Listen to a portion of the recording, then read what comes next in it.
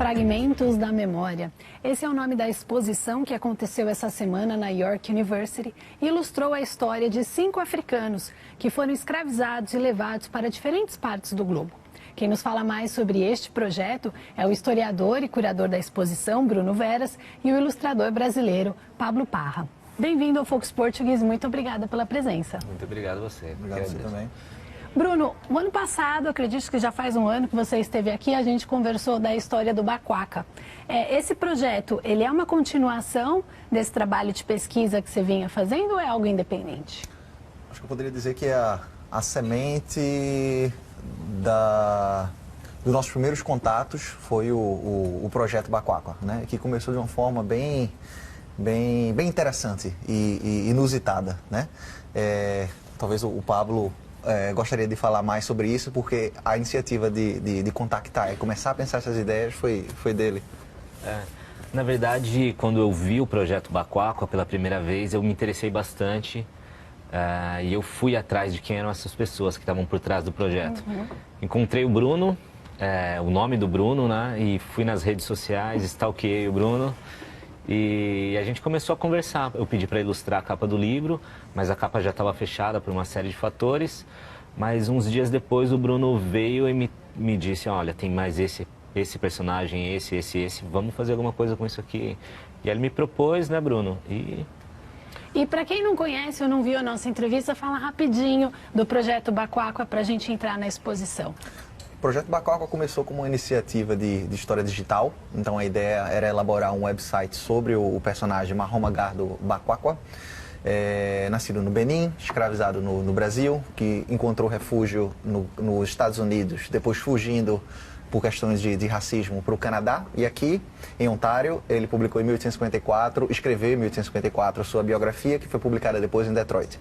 Então o projeto Baquaca tinha por objetivo construir essa plataforma digital, onde todo o conteúdo, vídeos explicativos e material educativo fossem colocados em disponibilidade gratuita, em 5 diferentes línguas, mas que hoje é algo muito maior. Então a ideia também é publicar um livro com todos esses materiais e uma biografia completa realmente sobre o personagem, e a gente vem trabalhando também com teatro, com dança, performance de dança e diferentes outras linguagens com parcerias no Brasil.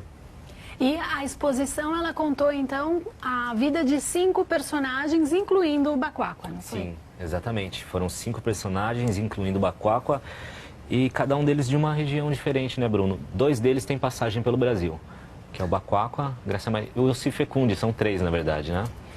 3 deles têm passagem pelo Brasil e isso foi super interessante também. No caso, quando nós dois juntos começamos a pensar os personagens, esse projeto começou também a se integrar com a iniciativa do professor, dirigida pelo professor Paul Lovejoy, que é o professor Distinguished Research Professor da York University, e que é um dos editores do novo volume 10 da Coleção Geral da História da África da Unesco. E nessa seção que ele é o editor, a ideia é trabalhar com biografias. Então, o Lovejoy dirigiu um grupo de historiadores para produzir 17 artigos diferentes sobre 17 diferentes biografias, e trabalhando junto com o professor Lovejoy, a gente pensou em 5 dessas biografias e trabalhar com 5 diferentes historiadores no mundo todo, na Nigéria, na Turquia, no Brasil, em outros espaços, junto com o Pablo, além de referências bibliográficas que constarão, né, que constam na nossa exibição, que também estarão no website que a gente está fazendo para o projeto. Mas no fim, as 5 biografias foram essas que o Pablo falou: o Baquaca, o Nadiraga, que foi um eunuco na Turquia, o Cifecunde, Graça Maria e Catherine Mulgrave Zimmerman. E o interessante é que nós temos mulheres retratadas, né? Pouco se fala da história dessas mulheres que também foram escravizadas. A gente tem bastante foco no homem, né? Sim, realmente a gente teve essa preocupação também em balancear os gêneros, né, Bruno? Acho que você pode até falar um pouco mais a exato. respeito disso. Os critérios que a gente selecionou para pensar as biografias, como o Pablo deixou bem claro na abertura da exibição, foram tanto a substância realmente dos relatos que a gente tinha, né, para que desse subsídios ao Pablo a pensar de uma maneira interessante e crítica, tanto a estética que ele ia usar, os elementos que ele ia usar para construir as peças de arte, como também esse balanço de gênero. Mas é bem conhecido também dentro da historiografia que trabalha com biografias de africanos, que a presença das mulheres nesse documento realmente é bem reduzida. É difícil de encontrar, né? Quem trabalha com história das mulheres sabe disso, quem trabalha com história das mulheres na escravidão sabe ainda mais. Mas a gente realmente foi a fundo, junto com o professor Lovejoy, que coordena trabalhos, que dirige trabalhos relacionados à African Diaspora, à diáspora africana, trouxe essas biografias à luz, né? E trabalhou junto com a gente em relação a isso. E, Pablo, vamos conversar um pouco sobre o seu processo criativo. Como é que foi pegar essas biografias? O que você buscou na história de cada um deles para transpor para a sua criação artística? Ah, sim. Depois que eu e o Bruno, a gente tinha tido essa conversa, o projeto ele tinha ficado um pouquinho na geladeira, sabe? Aí eu ingressei no curso de design gráfico da Unicamp e resolvi trazer esse projeto para o meu TCC. Esse projeto ele teve a orientação do professor André Moraes, da Unicamp, e a orientação na parte histórica do Bruno. Então o Bruno ele trouxe todos esses relatos e a gente sentou ali, leu muitos deles, né? Através do Skype, obviamente, pela internet. E através deles a gente foi fazendo toda essa divisão, né? Esse aqui é importante, esse aqui, enfim, com vários requisitos que a gente teve.